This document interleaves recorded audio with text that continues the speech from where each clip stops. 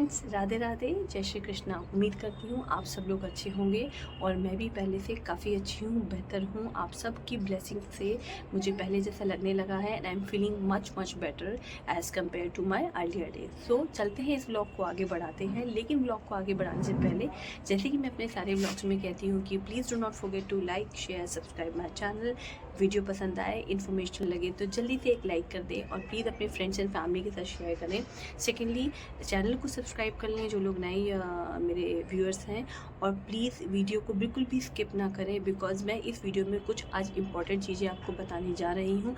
Regular updates के साथ साथ कुछ ऐसी बातें जो आपको बहुत ज़्यादा ध्यान रखनी है इस लेग कास्ट के रिमूवल के बाद, या फिर मैं ऐसे कहूँ तो प्लास्टर के कटने के बाद। ऐसी बहुत सारी चीज़ें हैं जो आपको ध्यान रखनी चाहिए और जो मैं इस समय फेस कर रही हूँ मैं वही आपको बताऊँगी और उसी के साथ आपको उसके सॉल्यूशंस भी बताऊँगी, जैसे कि आप लोग मुझे कमेंट्स करते हैं। तो चलिए इस व्लॉग में बढ़ते हैं आगे और करते हैं डिस्कस इस बारे में। बढ़ाते हैं इस व्लॉग को आगे और चलते हैं इस व्लॉग की तरफ। तो आज है डे 40 और मैंने लास्ट जो भी व्लॉग आप इससे पहले देखेंगे वो है डे 35 का व्लॉग। सो मैंने 4-5 दिन बीच में स्किप कर दिया है। उसका रीज़न ये है क्योंकि 3-4 दिन से कोई खास अपडेट नहीं था, तो मैंने सोचा कि चलो जब थोड़ा सा और इम्प्रूवमेंट होगा तब मैं अपना ब्लॉग बनाऊंगी। तो आज है डे 40। मैं अपने ब्लॉग में प्रॉपर्ली मेंशन करूंगी और मेरे थंबनेल में भी ये मेंशन है कि आज डे 40 अपडेट है।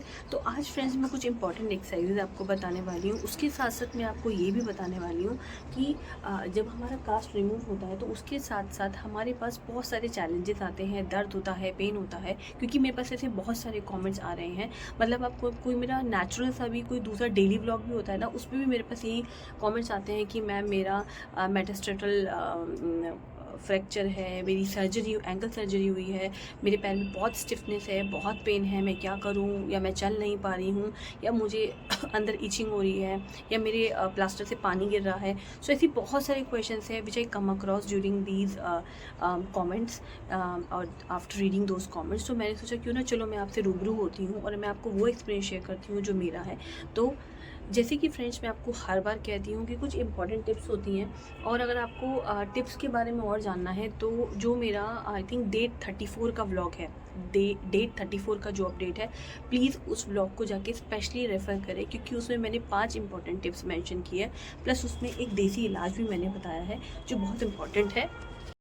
जैसे कि मैंने आपको बताया कि मेरा जो डे 34 वाला ब्लॉग है उसको ज़रूर रेफ़र करना क्योंकि उसमें बहुत इंपॉर्टेंट टिप्स मैंने आपको दिए हैं, प्लस उसमें एक देसी इलाज भी है अगर आप लोग कर सकते हैं तो। कल क्या हुआ, कल मैं अपने लाइव सेशन में बैठी हुई थी और आप बिलीव नहीं करोगे, I got at least more than 20 anonymous viewers जिन्होंने स्पेशली मेरे फ्रैक्चर के बारे में पूछा। तो मुझे एक चीज़ तो समझ आ गई कि इसमें से बहुत सारे लोग ऐसे थे जो स्पेशली मेरे उस व्लॉग को देख के मेरी लाइव स्ट्रीमिंग सेशन पर आए थे and their question was pretty common. जैसे कि मैं आपको बताती हूँ किस तरह के क्वेश्चन थे। क्वेश्चन कुछ इस तरीके थे कि मैम आपका प्लास्टर कट गया है। हाँ फ्रेंड्स, मेरा प्लास्टर कट गया है, मेरे प्लास्टर को कटे हुए कम से कम 10 दिन हो चुके हैं। दूसरा क्वेश्चन ये था, क्या मैम आपके पैरों में स्टिफनेस है प्लास्टर कटने के बाद? Yes friends, answer is yes, मेरे को बहुत ज़्यादा स्टिफनेस है। रीज़न मीन क्योंकि ठंड है और ऊपर से मेरी जो मसल्स है वो जाम हो गई हैं। तीसरा क्वेश्चन आता है कि क्या आप कास्ट कटने के बाद या फिर प्लास्टर कटने के बाद आप चल पा रहे हो? सो फ्रेंड्स, इसका आंसर मैं आपको 50-50 करके दूंगी। वो ये कि मैं चल भी पा रही हूँ और मैं नहीं भी चल पा रही हूँ। मैं चल तो लेती हूँ लेकिन जब तक मेरा पैर गर्म रहता है। जैसे ही ठंडा लगता है या ठंडी हवा चलती है तो मेरा पैर स्टिफ हो जाता है, जिसकी वजह से मुझे पेन स्टार्ट हो जाता है और मैं चल नहीं पाती हूँ। चौथा क्वेश्चन जो मेरे पास आता है कि जैसे आप लोगों की ना एंकल सर्जरी हो रखी होगी, तो फ्रेंड्स मेरी एंकल सर्जरी नहीं है, मेरा simple deep hairline fracture था, शायद फीबिया का था। तो अगर जैसे आप लोग मुझसे पूछते हैं कि मैम आपकी क्या एंकल सर्जरी हुई है, तो अगर आप लोगों की एंकल सर्जरी हुई है तो फ्रेंड्स आपकी सिचुएशन मेरे से थोड़ी सी अलग है। मैं कुछ ऐसे बताना चाहती हूँ कि मेरी सिचुएशन में हेयर लाइन फ्रैक्चर रहा है डीप, जिसमें भी मुझे 1 महीने का प्लास्टर और 2 महीने का रेस्ट सजेस्ट किया गया है। लेकिन आपकी सिचुएशन में होगा कि आपका पहले कच्चा प्लास्टर चढ़ेगा जो वाइट कलर का होता है, फिर पक्का चढ़ेगा, उसके बाद आपका प्लास्टर जब पक्का वाला प्लास्टर 1-1.5 महीने का चढ़ेगा, जो भी डॉक्टर आपको सजेस्ट करेंगे, उसके बाद आप उसमें क्रेप बैंडेज या फिर उसके बाद आपको 2 महीने का और बेड रेस्ट या फिर हल्का हल्का मूवमेंट बोला जाएगा, not complete bed rest but हल्का हल्का मूवमेंट जैसे मुझे बोला है। सो आपका जो प्रोसेस है वो मुझसे 1-1.5 महीना और ज़्यादा है। So now the next question comes, जैसे मुझसे लोग बोलते हैं कि मैम हमारी प्लास्टर से, अब ये प्लास्टर के ऊपर है, मतलब कास्ट के ऊपर है कि ma'am there is water coming in my cast, या फिर आपको गीला सूखा। सो फ्रेंड्स, ये इन दो क्वेश्चनों को मिक्स करके मैं एक ही आंसर दूंगी कि नहीं, मुझे मेरे लेग कास्ट में कभी भी कोई पानी आता हुआ नहीं लगा। रीज़न मीन, जब मैं I use to take a shower, जब मैं नहाती थी तो मैं पन्नी से अपने उसको लपेट लेती थी। And the most important thing, अपने कास्ट को बचाने के लिए मैंने कास्ट शूज़ लिए थे, जिसके बारे में मैंने अपने एक ब्लॉग में ऑलरेडी इन्फॉर्म किया है। सो आप लोग भी उस कास्ट शूज़ को ख़रीद लीजिए। नेक्स्ट क्वेश्चन कम कि मैम आपको इचिंग और ये सब होती है। तो फ्रेंड्स, मैंने अपने हर ब्लॉग में कहा है कि हाँ, मुझे बहुत इचिंग होती थी। तो फ्रेंड्स, जैसे कि मैंने आपके बहुत सारे क्वेश्चंस का आंसर इसमें दे दिया है, आई होप आपके सारे क्वेश्चंस में क्लियर भी हो गए होंगे। अब सबसे इंपॉर्टेंट पार्ट है इसमें आगे बढ़ने का, वो है एक्सरसाइज जो करनी चाहिए। और एक चीज़ और, एक्सरसाइज स्टार्ट करने से पहले या दिखाने से पहले कि किस तरह की एक्सरसाइज करनी चाहिए, सबसे इम्पॉर्टेंट चीज़ है, अगर आपका प्लास्टर कट गया है तो जैसे आपने देखा है एक रिस्ट बैंड होता है, रिस्ट बैंड होता है आपके अंगूठे या पैर को सपोर्ट करने के लिए, एल्बो बैंड होता है, ऐसी होता है एंकल बैंड। क्योंकि मेरा लेफ़्ट एंकल में फ्रैक्चर रहा है तो मैं अब एंकल बैंड लूँगी। उस एंकल बैंड से ये होता है कि मैं इजीली मूव कर सकती हूँ, प्रेशर नहीं पड़ेगा। सो फ्रेंड्स, अगर आपका एंकल का है, लेग का है, रिस्ट का है, एल्बो का है, तो लेग कास्ट अगर आपका लेग कास्ट नहीं, अगर आपका प्लास्टर कट चुका है तो प्लीज़ ये बैंड खरीद के रखें। और अगर आपका अभी भी प्लास्टर है तो कास्ट शूज़ ज़रूर लीजिए। ये दो चीज़ें होती हैं जो इंपॉर्टेंट होती हैं along with the crepe bandage. तो चलो चलते हैं, दिखाती हूँ मैं आपको बैक कैमरा से। और क्योंकि मैं इस समय धूप में बैठी हूँ तो मेरे पैर को बहुत राहत मिल रही है, क्योंकि गर्म लग रहा है, गर्म होता है तो पैर की नसें जल्दी खुलती हैं, एक्सरसाइज भी बहुत जल्दी हो जाती है। तो ठंड में ये एक ड्रॉबैक ज़रूर रहता है कि जो हड्डियों की चोट होती है वो जल्दी मैं यूँ कह लीजिए रिकवर नहीं होती है, लेकिन गर्मियों में वही चोट बहुत जल्दी रिकवर हो जाती है। तो चलो चलते हैं इस जर्नी में, मैं दिखाती हूँ आपको बैक कैमरे से। और प्लीज़ इसको स्किप मत कीजिएगा, क्योंकि आपके लिए कुछ इंपॉर्टेंट एक्सरसाइज इसमें आने वाली है। एज यूजुअल, जैसे कि मैं आपको बताती हूँ, ये है मेरा फेवरेट एरिया जहाँ मैं बैठती हूँ, और कुछ इस तरीके से मेरा ये पैर इस समय लग रहा है। चूँकि क्रेप बैंडेज है तो इसलिए थोड़ा पैर मोटा लग रहा है आपको, अदरवाइज स्वेलिंग धीरे धीरे जा रही है मेरी।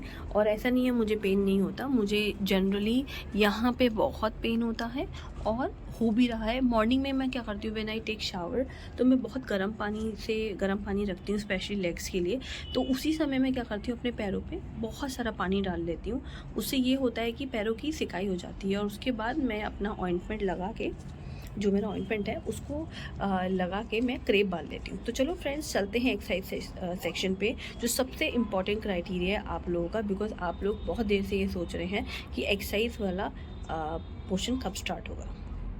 करते हैं फर्स्ट एक्सरसाइज से स्टार्ट।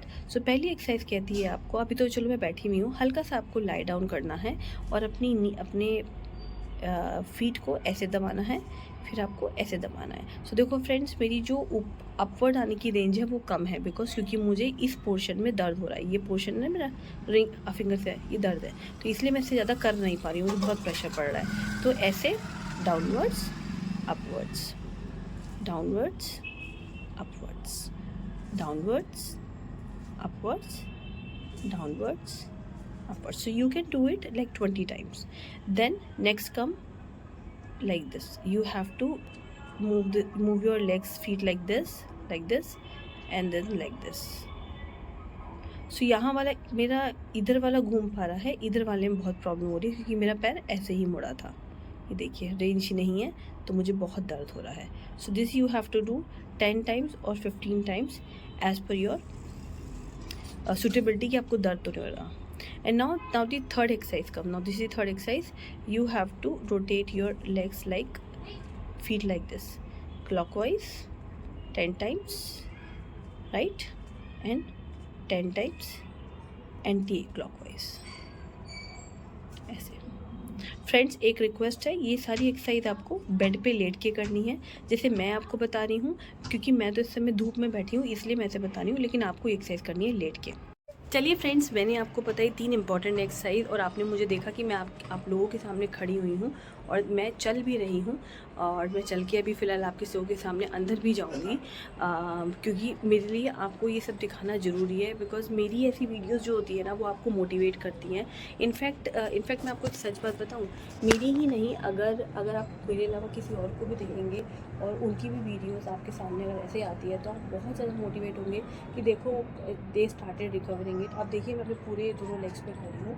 हाँ, हल्के चलने में आपको लगेगा कि हाँ मैं एक पैर पे प्रेशर कम डाल रही हूँ, वो मूवमेंट में दिख जाता है, लेकिन still I by God blessings, by you और ब्लेसिंग्स, बाय जो भी सब रहा, मैं पहले से थोड़ा ठीक महसूस कर रही हूँ। और अभी इम्पॉर्टेंट ये है क्योंकि अभी धूप है, गर्माई है, तो मुझे और इजी लग रहा है मूवमेंट करने में।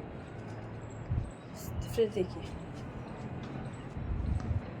लाइक दिस, मतलब आपको चल के दिखा रही हूँ तो थोड़ा सही लग रहा है, लेकिन अदरवाइज़ पेन है, थोड़ा पेन होता है और पेन रहेगा, पेन जाते जाते जाएगा। और जो किसी भी फ्रैक्चर्ड एरिया की रेंज होती है, जैसे मान लो रेंज ऐसे पूरा हो जाता है, ऐसे पूरा हो जाता है, जब कुछ हो जाता है तो इतना भी नहीं मुड़ पाता, तो इसे कहते हैं रेंज।